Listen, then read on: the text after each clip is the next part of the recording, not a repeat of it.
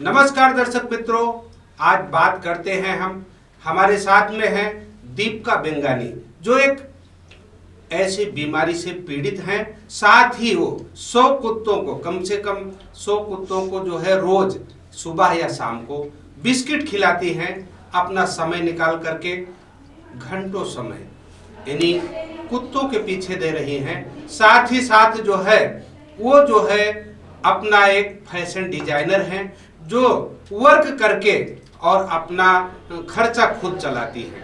तो हम आज उन्हीं से बात करते हैं और उस तरह से बात करते हैं कि इनसे कि इनका इलाज कहाँ चल रहा है। लेकिन ये भी मुझे मालूम पड़ा कि इनका इलाज डॉक्टर अनिरुद्ध आप्टे कर रहे हैं। तो हम आज इनसे इसी मुद्दे पर बात करते हैं। ये जनता को बताएंगे कि बीमारी से पीड़ित होते हुए भी एक ये अपना खुद का वर्क कर रही हैं और कुत्तों को भी समय दे रही हैं। तो दीपिका बेंगानी जी आपके सामने हैं हमारे स्टूडियो में और वो दर्शकों को बताएंगी। नमस्ते, मेरा नाम दीपिका बेंगानी है। मैं मतलब कुत्तों को खिलाना मतलब वो मेरे बच्चे हैं। जब मैं कॉलेज के 3rd ईयर में थी ना, तो मेरी जॉब लगी थी, तो फर्स्ट सैलरी जो आई ना, तब से ही मैं जानवरों को खिलाती हूँ, स्पेशली डॉग्स को। मेरे को पता नहीं अटैचमेंट है, अटैचमेंट बोल लो क्या है पता नहीं, पर उनकी आंखें जब मुझे देखती है ना, मुझे अपनापन सा लगता है। तो मैं तब 1 था, 2 था, 5 हुए, 10, आज की डेट में पता नहीं 100 हो गए, 12 साल के ऊपर हो गए मुझे उन्हें खिलाते हुए। मैंने उनको बिस्किट्स भी खिलाई है, दूध पिलाया, टमाटर खिलाए, जो भी। पर अभी लॉकडाउन के बाद से मैंने सुबह स्टार्ट कर दिया, पहले शाम को जाया करती थी, अभी सुबह खिलाती हूँ। क्योंकि कुछ लोग क्या है ना, लड़ाई करते हैं, कुछ लोग झगड़ा करते हैं, यहाँ मत खिलाओ, मारते हैं बच्चों को।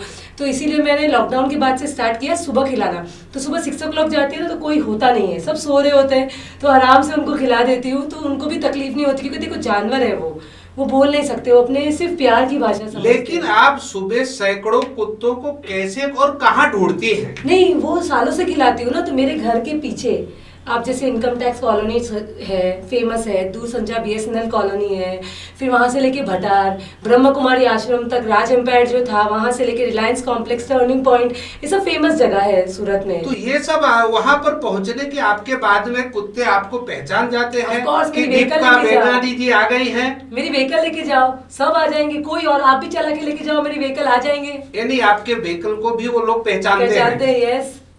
तो आप जो है सुबह, अभी आप सुबह मॉर्निंग में जो है बिस्किट खिला रही हैं, तो आपका एक एरिया होगा कि इस एरिया में आप जो है बिस्किट खिलाती रहती हैं? मेरे घर के 2-3 किलोमीटर की एरिया में जितने ही बच्चे हैं ना, सबको खिलाती हूँ।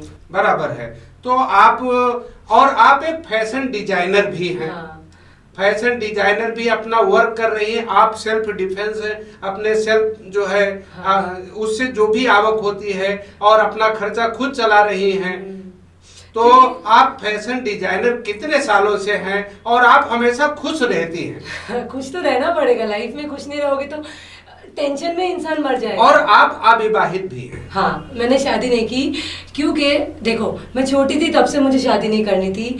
जब कॉलेज की डिग्री आई तब से मैं डिज़ाइनिंग में हूँ, डिग्री आई तब से डिज़ाइनिंग में हूँ। तो करते करते करते करते कर रही थी। 2015 में मैं all of a sudden diagnose हुई। मतलब मुझे आँख से दिखाई नहीं, सुबह उठी तब तो मुझे लगा कुछ कचरा वचरा गया रहेगा। फिर जब अगले दिन भी नहीं दिखा ना, तब मैं घबरा गई और एक डॉक्टर को दिखाया, डॉक्टर साहिल फिराज था। फिर उन्होंने एक और रेकमेंड किया, कौशल भवसर, डॉक्टर कौशल भवसर। मम्मी ने एक रमेश पटेल करके, तीनों डॉक्टर को दिखाया। तीनों ने कहा आँख में प्रॉब्लम नहीं है, ये कुछ अंदर का है, MRI होगी। फिर MRI हुई तो डॉक्टर अमित शाह को बताया, तो डॉक्टर अमित शाह ने बोला बेटा एडमिट होना पड़ेगा, क्योंकि ये कुछ अंदर का है और स्टेरॉइड्स लगेंगे मुझे, ऐसा बोल के। तो तब से मेरा ट्रीटमेंट चल रहा है। पहले तो मैं चल नहीं पाती थी, चलते चलते गिर जाऊं, कपड़े पहनते पहनते गिर जाऊं, व्हीकल थोड़ी सी स्लैंट हो गिर जाऊं। भगवान की दया से, बच्चों का शायद आशीर्वाद है, पता नहीं किस वजह से, कि मैं पहले से काफ़ी अच्छी हो गई हूँ, बेटर हो गई हूँ और मैं अपना काम कर रही हूँ। तो मेरी जो भी ऑलमोस्ट सेविंग्स और अर्निंग्स होती है ना, मेरे बच्चों पे जाती है, मैं उन्हीं को खिलाती हूँ। 100 होंगे, 110 बच्चे मीन्स यानी जो डॉगी है? हाँ, डॉगी। वो उनको डॉग्स नहीं बोलती, बच्चे बोलती हूँ। हाँ, किसी को समझ ना आए तो डॉग बोल देती हूँ। तो वो उन लोगों को खिलाती हूँ। और फिर मेरा मतलब मैंने काफ़ी डॉक्टर्स को दिखाया है। मेरे मनोज सत्यवानी डॉक्टर थे पहले, फिर अभी डॉक्टर अनिरुद्ध आप्टे हैं। वो तो सालों से डॉक्टर अनिरुद्ध आप्टे मेरा ट्रीटमेंट कर रहे हैं अभी तो। तो अभी 7 इयर्स हो गए मुझे मल्टीपल नहीं, आपकी जो बीमारी का इलाज कर रहे हैं डॉक्टर अनिरुद्ध आपटे जी, जो एक मशहूर डॉक्टर हैं, बहुत तो सूरत के तो फेमस ही डॉक्टर बहुत हैं, famous। तो वो उनके यहाँ आपका इलाज चल रहा है। और कितने दिनों से आपका इलाज चल रहा है? काफी टाइम हो गया, अगर 7 साल से मुझे बीमारी है तो 6 साल हो गए डॉक्टर अनिरुद्ध आपटे के यहाँ। तो आप ये इलाज लेते भी, और आप अपना फैशन डिजाइनर का खुद का एक शॉप है और खुद वर्क कर रही हैं, हाँ। तो मुझे तो ये आप आश्चर्य हो रहा है कि एक जो है बीमारी से ग्रसित देखो, और वो जो है खुद वर्क कर रही देखो, है। बीमारी- आज एक छोटी सी बीमारी किसी को हो जाती है तो बहुत टेंशन में आ जाता है और खुद जो है एक सोचते सोचते और वो सोचता है मैं अब क्या करूं और मुझसे कुछ होगा नहीं। लेकिन आपसे जो है मैं देख रहा हूं कि आप एकदम बहुत खुश हैं और इतनी बीमारी होते हुए भी और अपने शॉप पर टाइम की बहुत आप जो है पक्का है। टाइम पे तो पहुंचना है, जो इंसान टाइम की वैल्यू नहीं करता ना वो लाइफ में कभी आगे नहीं बढ़ सकता, ये मेरा मानना है। सबकी अलग अलग मान्यता होती है, मेरा ऐसा मानना है मैं टाइम की पंक्चुअल हूँ, 10 मिनट पहले पहुंचूंगी, ऐसा है। और बीमारी क्या है, देखो हर किसी को बीमारी है, सुखी कोई नहीं है आज की डेट में।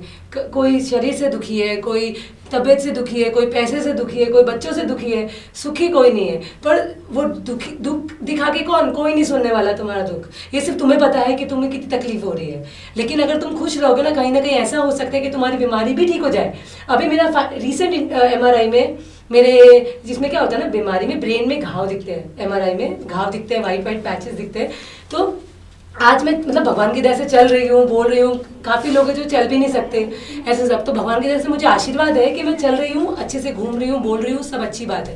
पर है ना, ये चीज़ अगर मैं ये सोच लूँ कि बीमारी हो गई और मुझे कुछ नहीं कर पाऊंगी तो फिर मैं बैठे बैठे डिप्रेस हो जाऊंगी, ऐसे दुख होकर ही मर जाऊंगी। उससे अच्छा है बीमारी है वो अपने साथ ही रहेगी, अपने साथ ही आई है, अपने साथ ही जाएगी।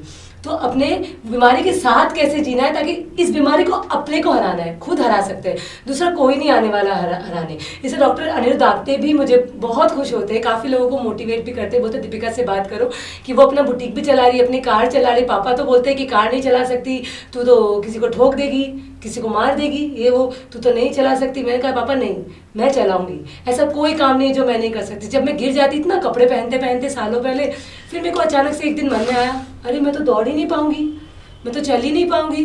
फिर सोचा जाने दो, क्यों नहीं दौड़ सकती, दौड़ना है मुझे। मैं दौड़ी और आज रोज दौड़ती हूँ। विंटर आती है ना, गर्मी तो सहन नहीं होती मुझसे, मेडिसिन खाती, तो सर्दियाँ आती है ना, रोज भले 4 राउंड, भले 2 राउंड, भले 6 राउंड, पर करूंगी, क्योंकि लाइफ टाइम एक्सरसाइज तो करनी ही है। अगर आज मैं बैठ गई ना तो कल बीमारी मुझ पे हावी होगी, पर अभी फिलहाल क्या मैं बीमारी पे हावी हूँ, ऐसा करके। यानी आप अभी बीमारी के ऊपर हावी हो। Yes। आप बहुत खुश हैं हाँ। और आपके पास जो भी आता है वो मैं उसको खुश ही देखता हूँ कि आप उसको खुश करके ही भेजती है। हाँ। तो आप इस बीमारी से पीड़ित भी हैं और अपना वर्क करती रहती हैं। और डॉगी यानी बच्चों को बच्चे तो बच्चों को भी बिस्किट खिलाने का काम आपका जारी है। हाँ। और दर्शकों को और क्या कहना चाहती हैं अपने बारे में, और लोगों को क्या जो है सलाह देना चाहती हैं? मुझे तो ऐसा है ना कि जैसे अपन इंसान जी रहे हैं वैसे जानवरों को भी हक है। सिर्फ कुत्ते की बात नहीं कर रही, बंदर हो, कबूतर हो, कोई इंसान कबूतरों को दान करता है, दाने डालता है, कोई कुत्तों को खाना देता है। मैं ये बोल रही हूँ जैसे अपने को जीने का हक है वैसे उनको भी जीने का हक है। मत खिलाओ, अगर तुम नहीं खिला सकते, तुम्हें नहीं पसंद है, मत हाथ लगाओ, मत खिलाओ, लेकिन मारो मत, कोई भी जानवर हो मारो मत, क्योंकि उनको भी जीने का हक है, अपने को भी। अगर ना आज तुम उन्हें मारते हो ना, उनकी आपको शायद पता नहीं होगा, कुत्तों की चमड़ी बहुत पतली होती है, बहुत पतली। उनको एक मारते हैं ना तो उनको बहुत तकलीफ होती है। तो तुम मारो मत, मेरा कहने का मतलब ये है, थोड़ी इमोशनल हो गई, पर मारो मत, क्योंकि बहुत लोग मारते हैं। एक बार एक भैया ने मेरे सामने लात मार दी, मेरे बड़ू बोलती हूँ उसको, मेरे बच्चों के नाम है एक्चुअली, सबके तो बड़ू है, उसको लात मार दी। मुझे बहुत गुस्सा आया, मैंने पुलिस बुला दी। तो वो भैया उस दिन से आज तक कभी दिखे नहीं, कभी मारा नहीं। तो ऐसी नौबत क्यों आए कि मुझे किसी को बुलाना पड़े मदद के लिए या किसी को हेल्प के लिए? आप लोग अगर हर एक इंसान एक जानवर को भी खिलाएगा ना या मारेगा नहीं ना, तो दुनिया मेरे को लगता है बहुत अच्छी होगी और कोई भूखा नहीं रहेगा। क्योंकि अपन को ना, ऐसा मैंने सुना है, पता नहीं कितना सच हो, पर अपनी कमाई का 1%, 1% या 5% जानवरों को देना ही चाहिए, तभी वो पैसा फलता है। मैंने सुना है, अपन हिंदू है तो अपने को आइडिया नहीं, पर मैंने सुना है, तो मैं मानती हूँ ये बात को, तो करना चाहिए। तुम थोड़ा भी दोगे ना, वो तुम कुत्ते इंसान को फ्रैंकली बोलती हूँ 3 साल खिलाओगे ना, और है ना वो 3 साल के बाद अगले दिन भूल जाएगा, उसे कोई फर्क नहीं पड़ता। पर जानवर को सिर्फ 3 दिन खिलाओ, कुत्ते को सिर्फ 3 दिन खिलाओ आप, 3 साल बाद भी आओगे ना, वो टेल वैग करते करते पुछड़ी लाते लाते पीछे आ जाएगा, क्योंकि वो प्यार करता है, पहचान जाएगा, इंसान नहीं। तो इसलिए जो अपने साथ लॉयल है, जो अपने को प्यार करता है, उसको मारो मत, भले मत खिलाओ। मेरे काफ़ी फ्रेंड्स हैं जिनको डर लगता है जानवरों से, वो नहीं खिलाएंगे, लेकिन मुझे फ़ोन करेंगे इससे कैंसर है दीपिका, तो क्या कर सकते हैं बता, इसको ठीक करवा देते, क्या कर सकते बता। मैं इलाज भी करवाती हूँ डॉक्टर्स को बुला के, कि ना किसी को बीमारी हुई है एटलीस्ट वो बच जाए, फिर भगवान की कुदरत के हाथ में है, जिए नहीं जिए वो कुदरत के हाथ में, पर मैं कोशिश कर सकती हूँ, मैं कोशिश करती हूँ अपनी कि बच्चा बच जाए, फिर अपने हाथ में है, फिर भगवान के हाथ में है। तो आपका ये वो रहता है कि कोई भी बीमारी से अगर वो बच्चा ग्रसित है तो उसको जो है आप इलाज भी कराती हैं, और अगर कोई मारता है तो आप पुलिस भी बुला देती हैं, और काफी इसको लेकर के मारने को लेकर के आप इमोशनल हो गई हैं। तो मारो मत, मारो मत, आपका कहना है उनको मारो मत, और कोई भी तकलीफ हो तो उनका जो है आपसे हेल्प हो सकता है, उतना करती हूँ। हाँ, मारो मत, भले नहीं खिलाना मत खिलाओ, वो 2 बार आएंगे, छोड़ दो मत खिलाओ, वो आएंगे नहीं तीसरी बार मांगने, वो तो भूख लगती है उन्हें, खाना मांगने आते हैं, उनको और कुछ नहीं चाहिए, पर मारो मत। जैसे अपने को जीने का हक है इंसान को, वैसे जानवरों को भी है। ये धरती पे भगवान ने सभी को बनाया है, सभी को भेजा है, अपन ने तो बनाया नहीं है, भगवान ने बनाया है। जैसे जानवर जिएंगे वैसे इंसान भी जिएंगे, और नो डाउट इंसान में बहुत ताकत है, इंसान चाहे तो सब कुछ कर सकता है, लेकिन उसकी ताकत को मतलब जानवरों पे मत आजमाओ। तुम्हें ताकत आजमानी है तुम, और बहुत चीज़ें हैं जिसमें इंसान अपनी ताकत आजमा सकता है, जानवरों पे आजमाने का कोई मतलब नहीं है, ऐसा मैं ऐसा मानती हूँ।